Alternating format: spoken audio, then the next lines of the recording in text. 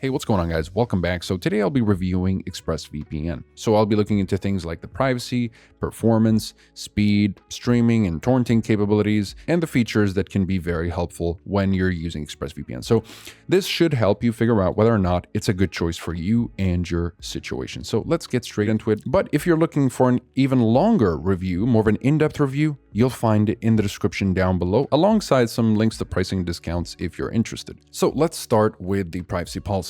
Now, as far as the privacy policy with ExpressVPN, it's actually one of the best. Now, all VPNs do claim a no-logs policy, but it really doesn't mean anything unless they provide evidence to show for it. So the evidence will come in the form of independent audit reports that examine the network and the no-logs policy. So you've got auditors like PricewaterhouseCoopers and Cure53 that audited ExpressVPN to make sure that they do uphold their no-logs policy and that their network is safe for users to use. Now, further evidence would be provided in the form of a real-life situation when in 2017, the Turkish government seized an ExpressVPN server as part of an investigation, and they were still unable to extract any information out of the ExpressVPN server thanks to the true no-logs policy of Express. So you could say that the Express team kind of unintentionally displayed that they do indeed have a solid no-logs policy through this 2017 incident. And since then, they've been conducting so many audits and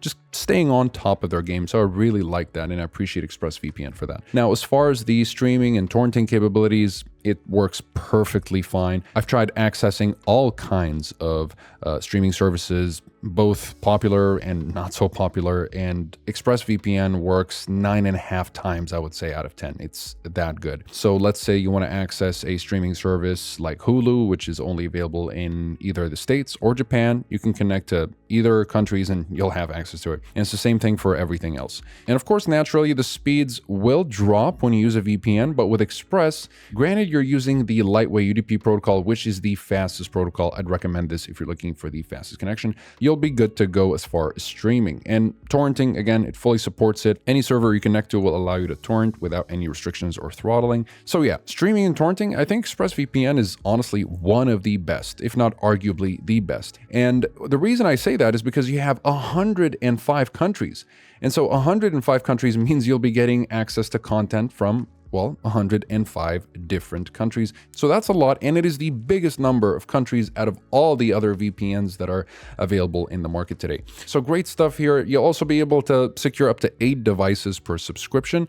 So that's very nice if you'd like to share your account or if you have many devices. And as far as these security features, you don't really get much with Express. Express is made with the average user in mind. So what I do like about Express is that it is so quick to connect and disconnect.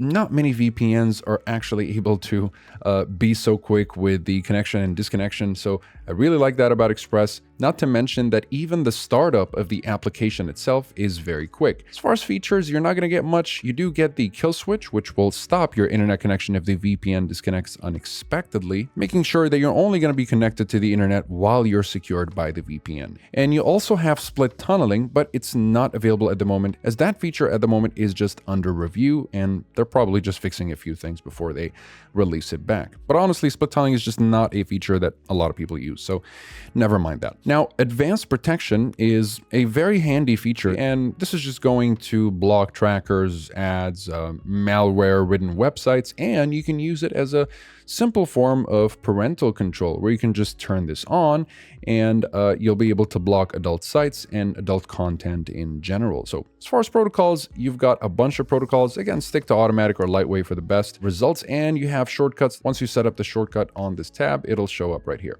Here you've got browser extensions, so you've got Chrome and Firefox, and that's basically it. If you'd like to opt out of sharing information, you can go ahead and do so. It doesn't really make much of a difference. It just helps them fix the service if there are any problems. So you could just keep that on. It's really not risky.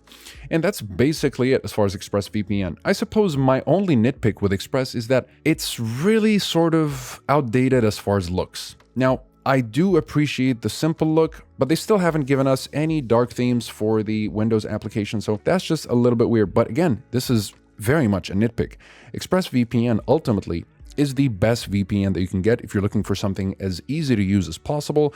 It works great with streaming, torrenting. It's got the necessary security features. It's easy enough for beginners to use, and it also works well enough for advanced users to also be attracted to it, since it performs very well, especially when it comes to accessing content that's not available to you. It really does wonders. Not to mention that it's hands down the best option for China. If you're a Chinese citizen, or if you're traveling to China and you want to access the free internet, then ExpressVPN is also going to work wonders when it comes to that. So that's basically it for this video. If you guys are interested in ExpressVPN, you'll find links to pricing and discounts in the description down below. And besides that, if you do end up getting Express, I'd recommend knowing exactly which plan you want to go for. Now, as far as the cost, ExpressVPN gives you 3 plans to choose from.